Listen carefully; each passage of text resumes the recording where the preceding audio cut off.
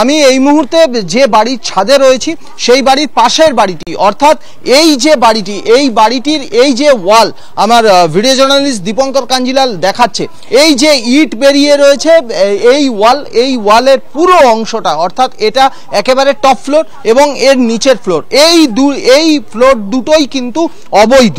অন্তত এই বাড়ির বাসিন্দা রিপাবলিক বাংলাকে সেটা জানিয়েছেন। অর্থাৎ তিনি বলেছেন যে G+3 অর্থাৎ 4 তলা অবধি এই বাড়ি প্রথম তৈরি হয়েছিল, তারপরে আচমকা 4 তলা থেকে একেবারে 5 তলা এবং 6 তলা, এইটা 6 তলার ফ্লোর, 6 তলার এই যে উইন্ডো রয়েছে সেই উইন্ডোগুলো দিয়ে দেখেই বোঝা যাচ্ছে এই 6 তলা এবং 5 তলা এখনো পর্যন্ত কমপ্লিট হয়নি। কিন্তু প্রশ্ন হচ্ছে যে G+4 এর G+3 পারমিশন থাকা একটা বাড়ি, সেটাকে আচমকা আবার ফের দুটো ফ্লোর বাড়িয়ে নেওয়া হলো এবং সেই বাড়ি দুটি একে অপরের দিকে হেলে যাচ্ছে।